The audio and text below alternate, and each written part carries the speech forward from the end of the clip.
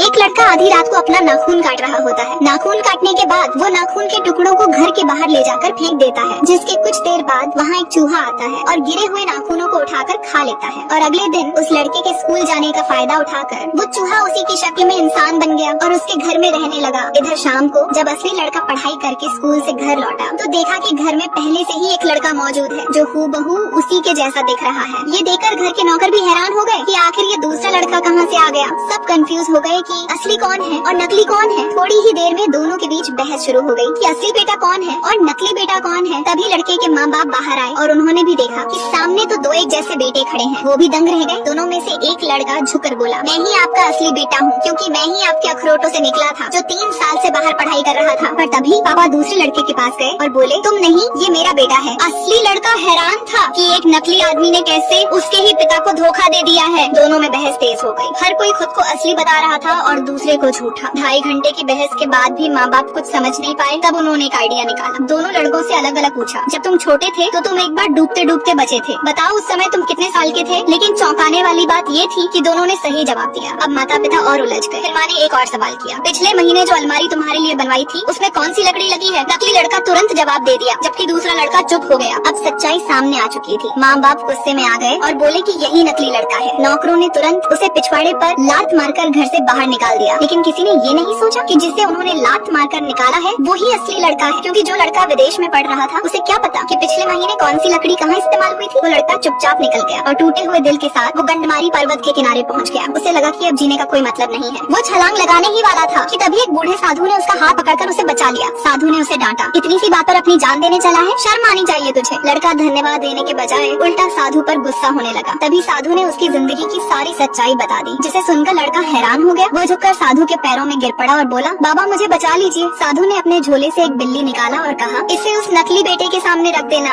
सब सच तेरे सामने आ जाएगा। अगले दिन लड़का फिर से अपने घर पहुंचा। नौकरों ने उसे फिर से पहचानने से इनकार कर दिया और उसे भगाने लगे। पर तभी उसका गधा आया और नौकर को लात मारकर पीछे हटा दिया। ये देखकर लड़का फटाक से दौड़ते हुए घर के अंदर घुस गया और बिल्ली को लेकर नकली लड़के के सामने खड़ा हो गया। नकली बेटा बिल्ली को देखकर कांपने लगा। माँ बाप ने नौकरों से कहा कि अरे बेन स्टोक्स, इसे फिर से बाहर निकाल कर फेंको। लेकिन तभी लड़के ने बिल्ली को छोड़ दिया। बिल्ली के डर से नकली बेटा भागने लगा। ये देखकर सब हैरान हो गए कि उसे एक बिल्ली से इतना डर क्यों लग रहा है। आखिरकार वो इंसानी रूप में भागते भागते अचानक एक चूहे में बदल गया। अंत में लड़के ने उस बिल्ली को साधु को लौटा दिया। तब साधु ने जाते जाते कहा कि अब कभी भी अपने कटे हुए नाखूनों और घुंघराले बालों को छीलकर यूं ही मत फेंकना, क्योंकि उनमें भी आत्मा होती है।